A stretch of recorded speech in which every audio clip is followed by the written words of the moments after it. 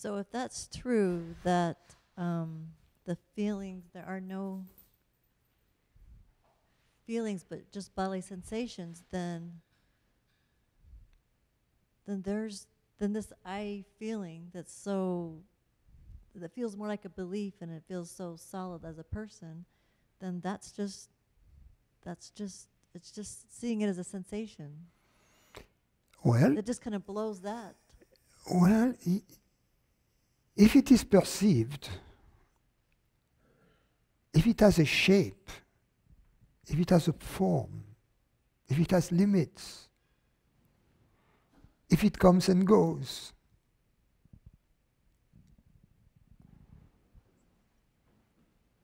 it is not the real me. It's a perception.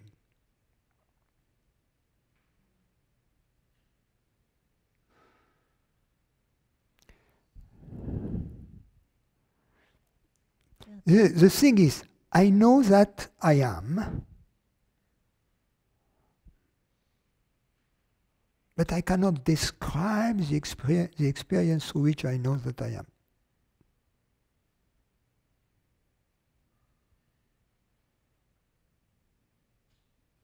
Because before I know anything else, I am. I need to be in order to experience anything, you see. So anything I experience comes after my I am-ness.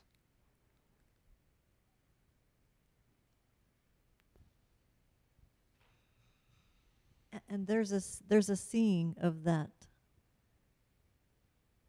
feeling, or the I thought, or the I feeling, and there's more clarity of that it is just a sensation, but the question is still, and that's what's there now, is so who or what am I?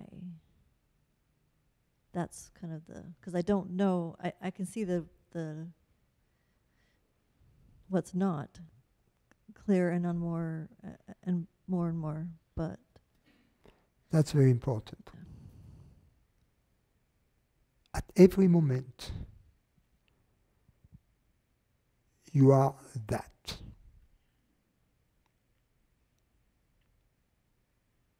In other words, people think there is this and there is that. But that's not how it is. It is, you are always this. But when there is a moment, when there is time, you are that. Meaning this becomes that. And when time stops, you are still this. But there is never a distance between this and that.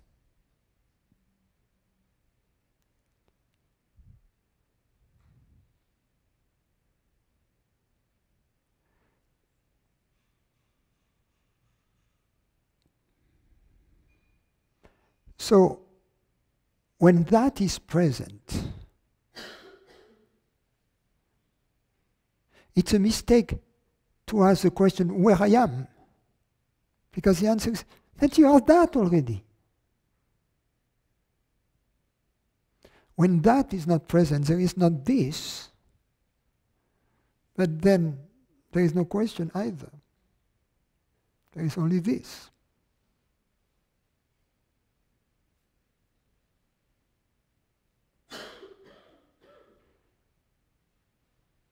The mistake is that we believe that there can be simultaneously this and that, so that when that is present, we ask, yes, okay, there is that, but where is this? And the answer is, but you're that, stupido.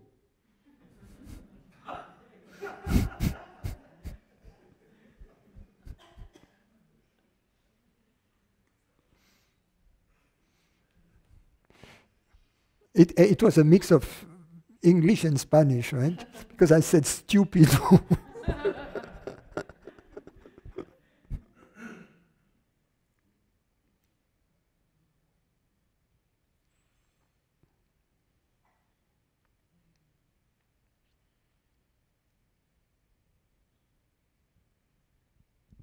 And then that's why it's always comes back to the choice. Do I want to who am I? Which one do I want to focus on? Because see what I'm saying? It just seems like that's bottom line is it does come to a choice of who do I want to be. But choices are not that important. Yeah, because you're right. Because there's You even know, if you chose to it's be that, you're still not. Yeah. I'm going to serve up the line or I'm going to serve out wide. Depends on the, I don't know, the moment. I'm going to eat pasta or rice. Depends on my fancy. I follow my enthusiasm. It's a free country, thanks God. So when you say then the not knowing, to not know who you are, I'm thinking that means to not know that I'm a person or separate. Investigate your beliefs that you are a separate consciousness. And you see, what is important is always when we use words to think, that we make sure that we have a... my broadcast went.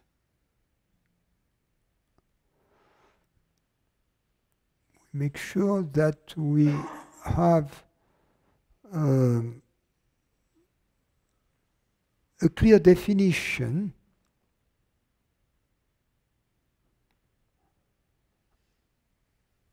of that we have a clear definition of the word we use.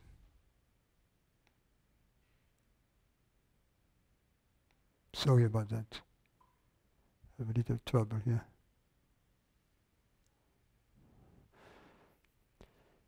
If we use the word person, for instance, we have to be clear. What do I mean by a person?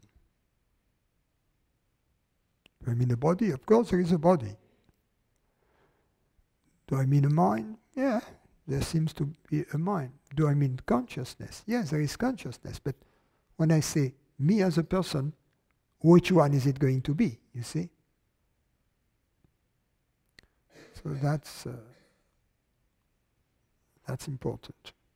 Yeah, I'd say that's just the belief, the feeling of just a feeling. So that's why when you say it's just a sensation, then it's like, oh, yeah. What do you mean by a feeling? Just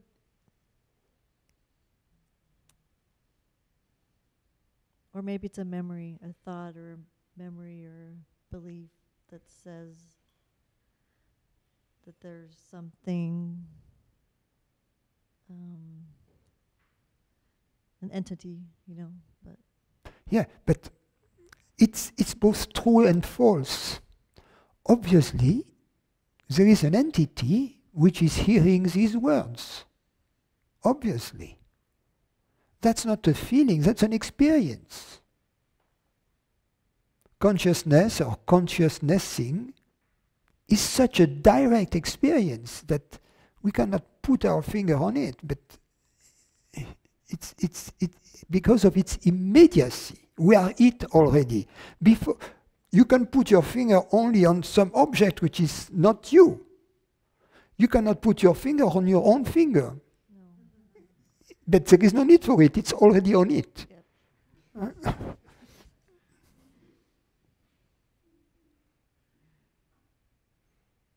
unless you need to see the orthopedic surgeon to put it back on it.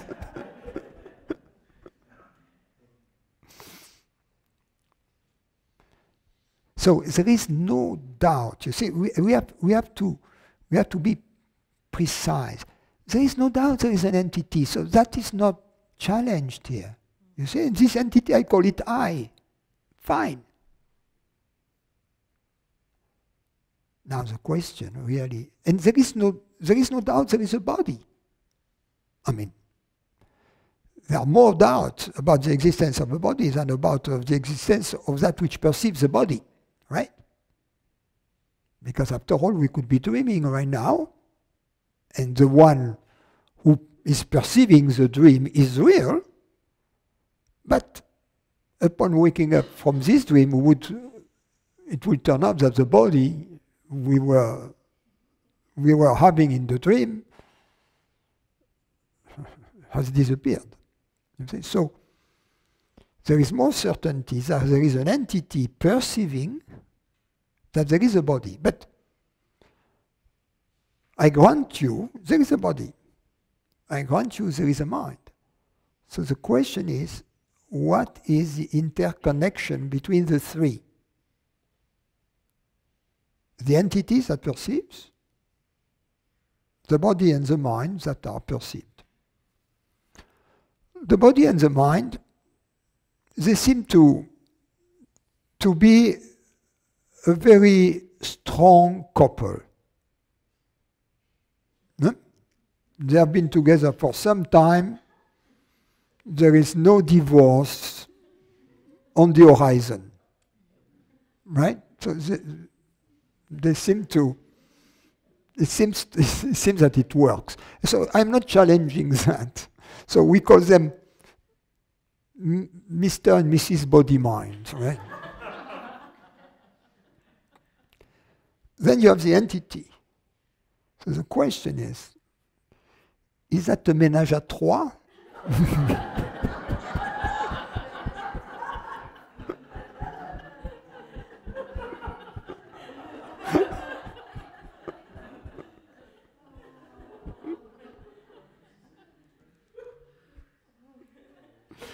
That's less obvious. So that's the investigation that we have to do. What is the connection between the entity that perceives and Mr. and Mrs. Body Mind?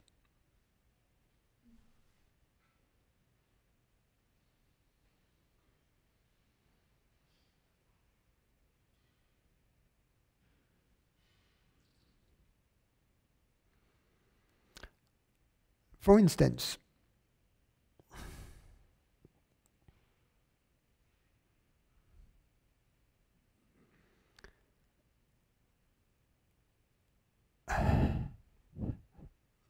are they always present?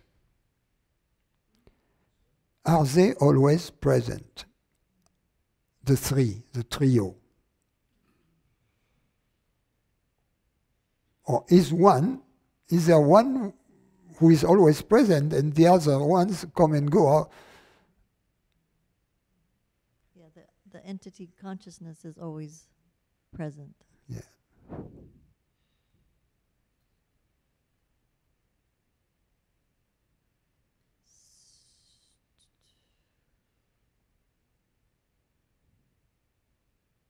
So the question then comes is, if I had to make the determination, which one is the most real? One that comes and goes, and one which is always present.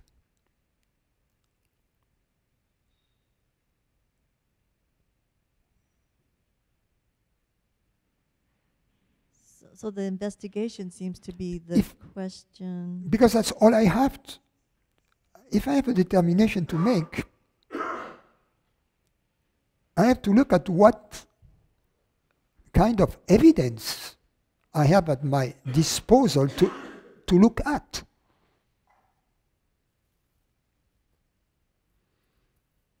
I cannot manufacture any evidence to try to win my case. I have to be very, very humble and look at the facts. And if I have to make a determination of relative reality solely based on the facts,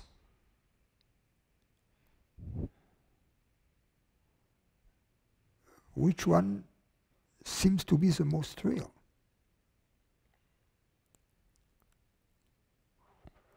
Let's put it this way. Let's assume I am a physicist.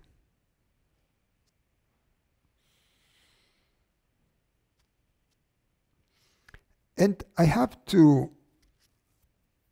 verify or falsify 3 theories.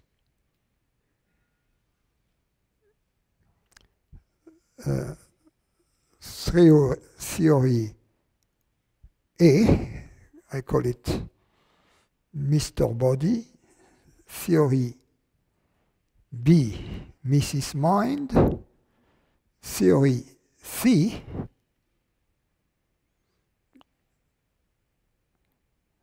the perceiver. So, but I have 3 theories. Now, I conduct experiments. The first theory, sometimes it's verified by the experiment, sometimes it's not. In other words, in the whole of truth, sometimes it's present, sometimes it's not. Theory B, same thing. Sometimes it's verified, sometimes not. In the whole of truth, sometimes it's present, sometimes not. Theory C, every time I try to verify it, the experiment verifies it. Which one do I choose? Of course, it's an analogy. I'm not proving anything. I'm not that stupid. I'm not trying to. It's just an analogy. It's just a way to look again.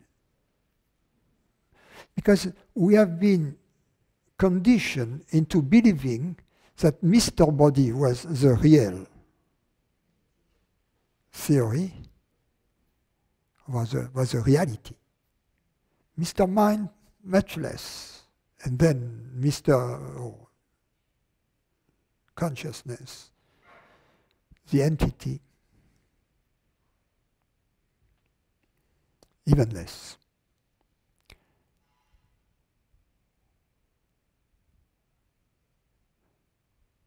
But what kind of experience, of experiment can enable us to see through that, you see, if any? So at least after all this talk, we should read the conclusion. There is no way I can know which one is real.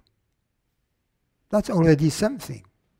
That's already important. If my words have at least enabled you to reach this conclusion already, the work is done. Yeah, the not knowing. Yeah. You just have to now that you have reached this conclusion, allow for it to solidify and then to trust it in your life. If my words have taken you even beyond that, it's even better. In other words, to say, okay, oh yes, one is real, the other one is not, is less real.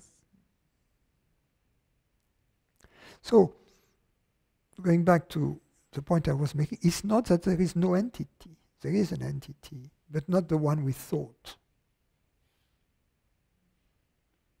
Yeah, that's very helpful.